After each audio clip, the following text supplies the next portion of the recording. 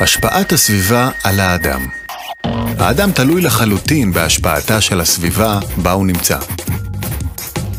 בשנת 1971, הפסיכולוג האמריקאי פיליפ זימברדו אסף קבוצה של סטודנטים בריאים לחלוטין, מיקם אותם במבנה שמדמה בית סוהר, ואמר, בשבועיים הקרובים חלקכם ימלאו תפקיד של אסירים, ואחרים את תפקידם של הסוהרים.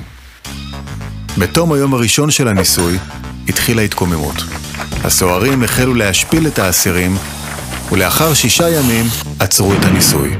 זימברדו מסביר שאנחנו הופכים להיות לאלו שאת תפקידם אנחנו ממלאים בסביבה שלנו. תעמולת החברה הצרכנית. מי מכריח אותנו לקנות ללא הרף?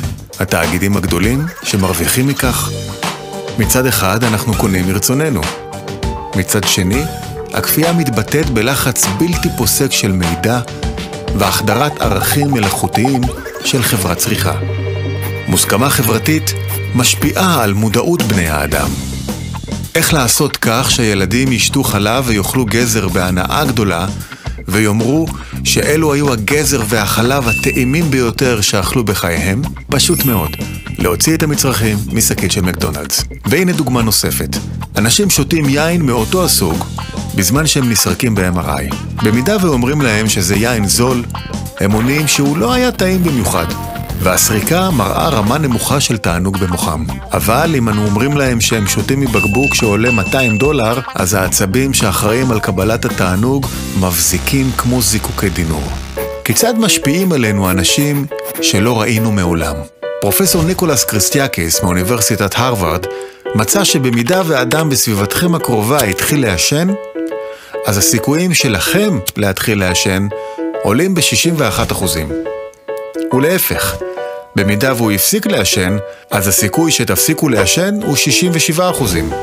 אם אתם מאושרים, אז כמות החברים המאושרים שלכם תגדל ב-15%. מספר החברים המאושרים שלכם ב-10%. ומספר החברים המאושרים שלהם ב-6%. מה הם הגורמים המשפיעים על האושר? תוצאות המחקר מראים את המדרג הבא. במקום הראשון, קשרים חברתיים. במקום השני, אימון גופני. בשלישי, לימוד ורכישת הרגלים. ברביעי, בקיאות וידע והתבוננות. בחמישי, נתינה ועזרה הדדית. מסתבר שהתוצאה הראשונה מקשרים חברתיים טובים היא שמחה, ושקשרים חברתיים טובים משפיעים על רווחת האדם ועל אושרו הרבה יותר מכסף. קשרים חברתיים ובריאות. הסטטיסטיקה מלמדת שמידת הפעילות החברתית שלהם, השאלה האם ההיריון היה מתוכנן או לא, והמידה שבה האישה שמחה מהריונה, כל אלו משפיעים על בריאות הילד יותר מהלאום ומהמצב החברתי-כלכלי בילדותה או בבגרותה. תוצאות המחקר שנערך באוניברסיטת ציריך מראות, כשהמטופלים מרגישים בדידות, גופם מפריש הורמון בשם קורטיזול שגורם לחרדה, פוגע בריכוז, בתשומת הלב ובזיכרון. המוח מגיב לבדידות באותו אופן שמגיב לכאב. ומצד שני, קשרים חברתיים טובים גורמים להפרשת ההורמון אוקסיטוצין, הורמון האהבה, שאחראי על תחושת הביטחון והאמון. בזמננו אנחנו מנסים לשנות את כל מה שנמצא סביבנו. את ראש מפלגת השלטון, את הבנק, החוקים, המיסים, הכל. מלבד דבר אחד, את עצמנו. את תבניות המחשבה והערכים שלנו. אבל, גם אם הבנתי את חשיבות החיבור עם האחרים, עדיין לא אוכל לממש זאת. האגו הטבעי שלי לא יאפשר לי לעשות זאת. אנחנו הרי לא מסוגלים להזיז אצבע ללא תמיכת הסביבה.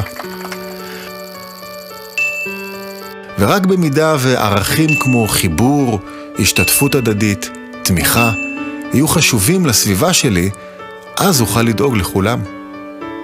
אז אוכל לבחון מחדש את הערכים הקודמים שלי, ולעשות את הצעד הראשון לעבר ההתעלות מעל האגו, ולהתקרב לחיבור עם אנשים אחרים. לכן, המתאמץ בימי חייו, ובוחר בכל פעם בסביבה טובה יותר, הרי הוא ראוי לשבח ולשכר. וגם כאן, לא מטעם מחשבותיו ומעשיו הטובים, הבאים לו בהכרח בלי בחירתו. אלא מטעם התאמצותו לרכוש לו סביבה טובה, המביאתו לידי המחשבות והמעשים האלו. בעל הסולם, מאמר החירות.